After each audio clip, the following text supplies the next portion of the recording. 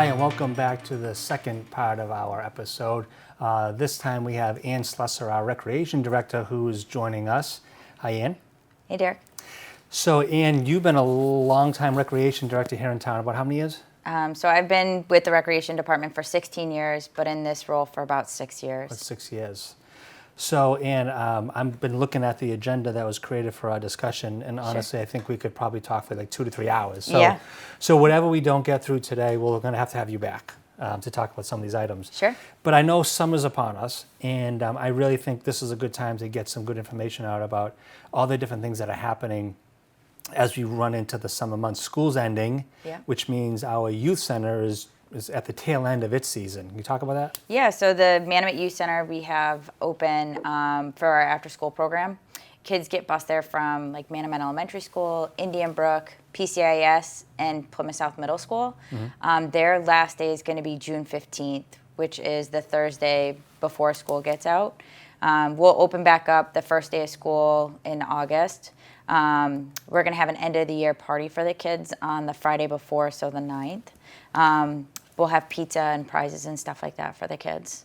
And so for the parents that are listening today that aren't aware about the Manamet Youth Center, how can they enroll their children or child for the next school season? What's the best approach? Yeah, so they could go right onto our Recreation Department website, PlymouthRec.com, and they can register there. We usually open it up about the first week in August.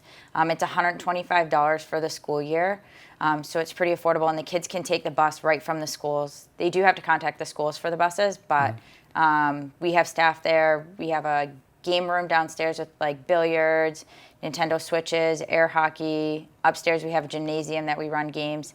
And then we also have like a homework, like board game, Lego room that the kids can be in. So just so I'm clear, so if I have a child in the school system, pay $125, after school ends, they get on a bus, they go over to the Manamet Youth Center, and they can stay there till when? What time? 6 o'clock, Monday through Friday, yep. Oh, wow. So that's for $125, that's a great program. Yep, and then we're open on half days. Members pay an extra $5 for those half days, but the school buses go right after school from the half days to the youth center. We're also open on vacation days, so like February vacation and April vacation.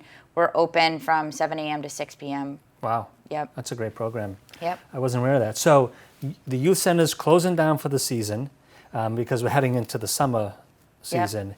And I know you guys, when I say you guys, you and your staff put on a lot of different programs. The beaches, the ponds are opening. So can you just kind of give us an update of when the beaches are going to open, when they're going to be staffed, and how that's going to work? Sure. So starting the Saturday of Memorial Day weekend, Plymouth Beach and Morton Park will have lifeguards and parking attendants there, weekends only, until the weekend of June 24th. Okay. June 24th, all of the beaches that we supervise open. So Whitehorse Beach, Plymouth Beach, Hedges Pond, Fresh Pond, and Morton Park. They all open 7 days a week. And they're staffed 7 days a week? The only one we don't staff 7 days a week is Fresh Pond. That will have staff Friday, Saturdays, and Sundays, but we'll have bathroom facilities open 7 days a week for them to go into. But we'll have lifeguards, parking attendants, and supervisors at those locations starting on the 24th, 7 days a week. Wow, okay. So you mentioned something about lifeguards. Yep. And I know that we've had struggles recruiting lifeguards. But I was just down south in Florida just a couple weeks ago, and one of the public beaches had a big sign that they were closing their public pool because of lifeguard issues and staffing issues. So can you talk a little bit about that? Yeah, so it's a nationwide issue. Lifeguard shortages across everywhere. A lot of places are going to swim at your own risk with no lifeguards on staff. You've seen that through some of our Cape communities are moving towards that. They have swim at your own risk. We are in desperate need of lifeguards right now. We're about 7 short for the season. We certify all of our lifeguards in-house. They don't have to pay for it, so it saves them around $425 to get certified through us, through American Red Cross. We go through a whole training with them during Juneteenth weekend, so the last weekend of school. That's 16th through the 19th. We go through a full training with all the staff. So maybe I missed it, but as far as being certified lifeguard, how long does that take? So we offer the class, it's hybrid, so it's Okay. Half online. So they get the course about the first week in June. They do the hybrid part of it, and then it's in the water for 4 days, June 16th to the 19th. So you don't have to be a certified lifeguard to apply to be a lifeguard. Nope. Our recreation department gives them all the training they need. Yep, and certifies them. And what's the minimum age to be a lifeguard? So you have to be 16 years to work for the town of Plymouth. Okay, so you can be 16 years old and be a lifeguard, fully trained by the recreation department. Yep. Oh, that's great. And then you get your certificate to take with you. So if you want to lifeguard at one of the pools over the winter break or over like your fall and winter when you're not working for us, you could take that certificate and work anywhere. So it's not like we hold on to it. So it's an added benefit for anybody that gets certified through us. And what about as far as applying? Can we go on the town website to apply? So www.plymouth-ma.gov and just click on job openings and you can go there? Yep, and it's right at the bottom of that. I think you have to scroll down. It's on the second page. I asked to get it to move to the first page, but it's definitely there for you to see. Okay, well, good. Hopefully some folks sign up given this this shortage that we have. Sure. So moving away from, so we touched a little bit on our beaches and ponds that'll be opening up. Well, what are some of the recreation programs and activities that our children will be able to experience this coming summer? Sure. So our two big ones are the half-day playground programs that we offer. One is at West Elementary School, and then the other one is down at the Hedges Pond Recreational Area. Those half-day programs start the week after school gets out, so June 24th is their first day, and it runs all the way until August 11th. It's $245 for the whole summer. And the kids get to go for the 7 weeks, Monday through Friday. The only day we're not open is 4th of July. And that's going to be at, would you say West Elementary? Yep, or Hedges Pond. Hedges Pond, okay. And are there any programs that are being run out of Forges? So Forges will have like lacrosse clinics, we'll have flag football clinics, cheerleading clinics, archery, soccer. We have clinics at the Manamet Youth Center from chess, Circuit Labs, which is like a STEM class learning how to build different computer programming. We have arts and crafts, slime at the Manamet Youth Center. And then we have tennis clinics at Plymouth South High School. We have everything you could be looking for a program, whether it's athletics or like STEM-based, educational-based. So again, very diverse set of programs and activities that the recreation is offering. If I'm a parent, how can I get more information on this? What should I do? Yeah, sure. So everything is listed on our website, the PlymouthRec.com website. You can click on the programs tab. You can search by age. You can also look at our program guide digitally. And then we actually mail out all the program guides. They went out back in March to every single resident in the town of Plymouth. And you mentioned a different website. So it was PlymouthRec.com. .com. Yep, so PlymouthRec.com. Yep. Again, that's a little bit different. They have their own website. Most recreation departments across Massachusetts have a very individualized website, and so you guys have your own as well. Yep. And so that's where folks can go and sign up for all these activities. Yep, and if they are on the town website, they can go to the Plymouth-ma.gov. Okay. And they'll see it if they go to the recreation listing. It'll take them right to our website. Is right. Gotcha. It's got a link. Yeah. So one of the fields you didn't talk about was Stevensville. How come? Because that is going to be under construction hopefully soon. We've been meeting pretty regularly, myself, Nick Fiella in the Parks Department, and then David Gould in Marine and Environmental. We've been meeting, trying to get that project moving forward. And so that project, and David Gould presented last night at the select board meeting an update on that project. And is that a $4.5 million project? I forget. Do you know the exact number? I know it's substantial. Yeah, so I'm pretty sure it's $4.5 million that they ended up over 2 different meetings acquiring.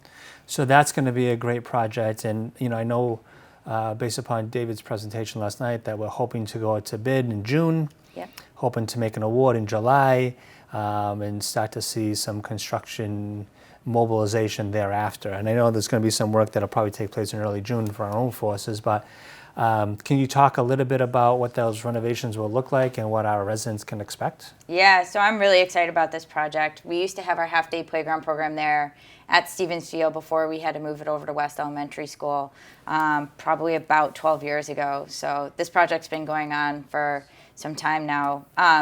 You'll see pickleball courts, brand new tennis courts, a really awesome playground structure. You'll see some renovations, hopefully, to the baseball field and the basketball court area. Some new walking trails throughout the park. Some shade. We're building a new bathhouse with a concession stand and some storage space. So we're really excited about it.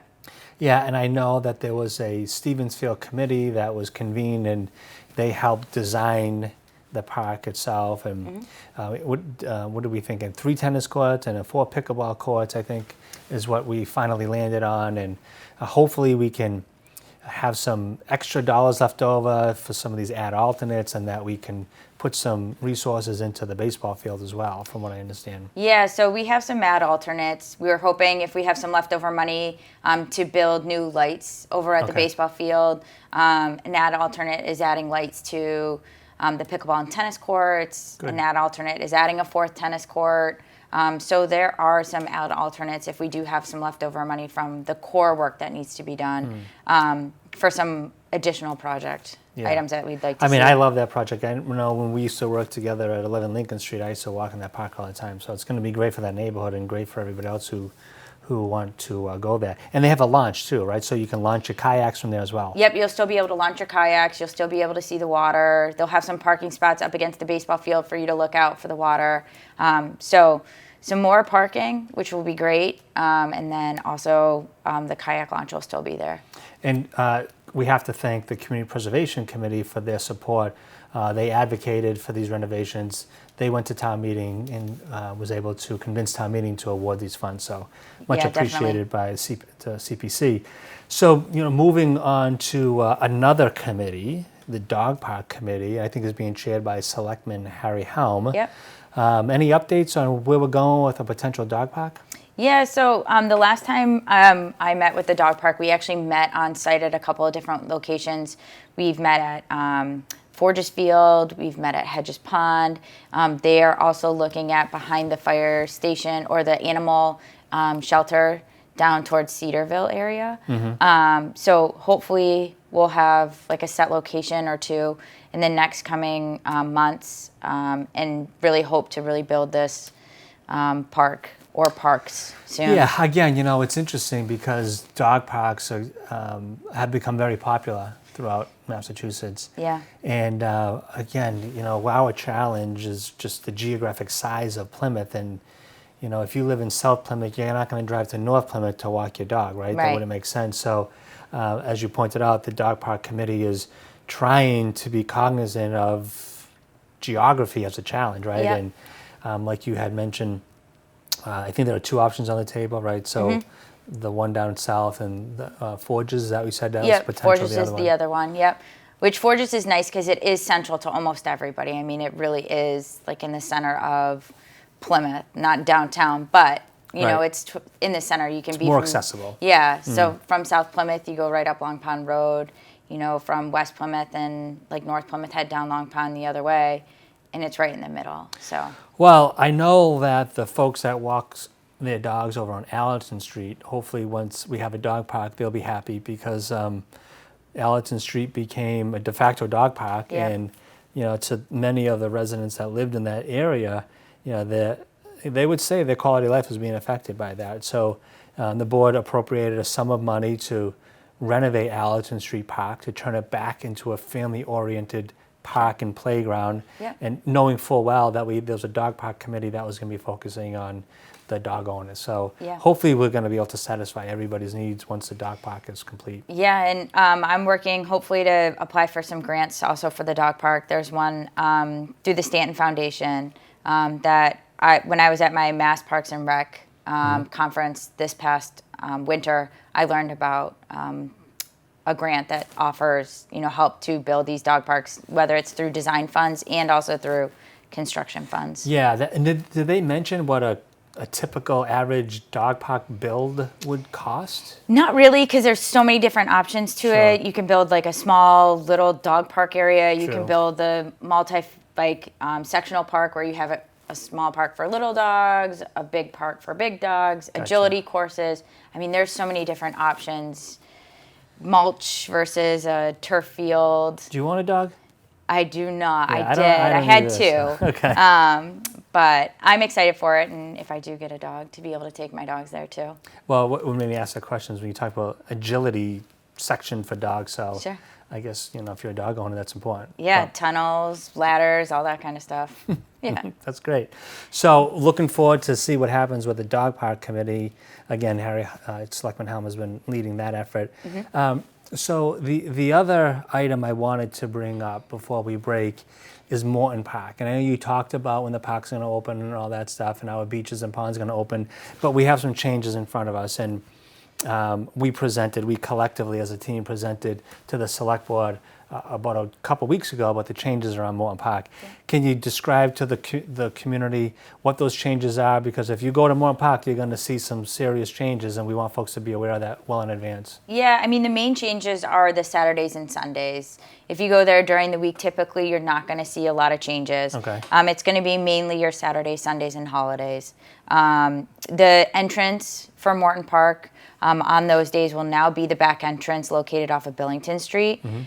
Only residents that live within the park, so like Thoreau, Thumper, Little Morton, I think it's Little Morton, Little Pond Road, and Burgess. Okay. Those areas, they'll still be able to access from Summer Street. Because they're everybody residents else, of yeah, they access. live within the park. Sure. Everybody else, though, will have to enter in through that Billington Street entrance on the back side of the park. So Saturdays and Sundays, we're just going to change the park entrance, but the park exit will still be through Morton Park Road on Summer Street, right? That's So we're correct. going to try to create this one-way directional flow. Yep. And other changes are taking place. I know we're just even trying to articulate those changes via new signs as well, correct? Yeah, so I met with the sign department, Frank Gomes and Marcia, and we're looking at taking down some signs, putting them all together in one sign so that, when you look at the sign to read the rules, they're all right there, and you don't have to look at a couple of different places to find the information you're looking for. We're also going to put a sign up in Portuguese so that individuals are able to understand the rules. And then we're going to also have some rules up at the top of Summer Street, Okay. so that residents and non-residents alike can see those rules before entering the park. And two changes to the rules this year are we're increasing the number of vehicles, right, that we can allow, and then something about grills. Yeah, so we're going to have up to 125 vehicles that will be able to come into the park. And last year was 100. Yep. Okay. And then we're also banning walk-in grills. So in order to bring your grill into the park, it does have to be in your vehicle to get into the park with. And, it's just so folks are aware that last summer we had a number of complaints from the local neighbors about just an overcrowding of the park and people parking in these side streets and carrying grills into the park. So, I just want folks to be aware that, we're reacting to the quality of life in that neighborhood and trying to be mindful of that, and just increasing the number of vehicles from 100 to 125. That's 25 less vehicles that can park on these side roads if we can put them inside the park. And from what we've been told, there wasn't a disturbance inside the park. The disturbance was really outside the park, and people just parking illegally. Yeah, they want to be in the park with their family and friends, and so they really want to try to find a way to get into the park. So, by upping the number of vehicles that we have, hopefully that will alleviate some of the issues that we've had outside the park. Sure, that makes sense. So we have about a minute left, but I know Sure. that we have some issues on hedges. Do you want to give us a quick update where we're going with Hedges Pond? Yeah. And the cabins? Sure. So we're looking to have those cabins in the back part of the area. There's about 5 of them removed. We did some soil testing. We did some lead testing and asbestos testing on all those sites. And so we're going to be meeting, myself and David Gould, with some companies, and hopefully to have those cabins removed off the property and just open that area up. So that's the long-term goal, as you pointed out. Those cabins need to be removed, and we want to make sure that area is safe for future enjoyment of any park goers. Sure. So that's really good to know. I think we're going to do a fall article to be able to get the funding to remove those cabins. Yeah. So Anne, I want to thank you for coming. Definitely going to have you back because we have Thank so you. much more that we should talk about. Yeah. But if folks want to get in touch with your office, what's the best way for them to get in touch with you? So they could either go right to our website, plymouthRec.com, so plymouthREC.com. They can reach out to us on the town hall number. We're at extension 10137. Okay. Or they can also find our emails on there as well. Great. All right. Sure. Well, thank you for coming. Yeah, and thank thank you all for listening to This Week in Plymouth.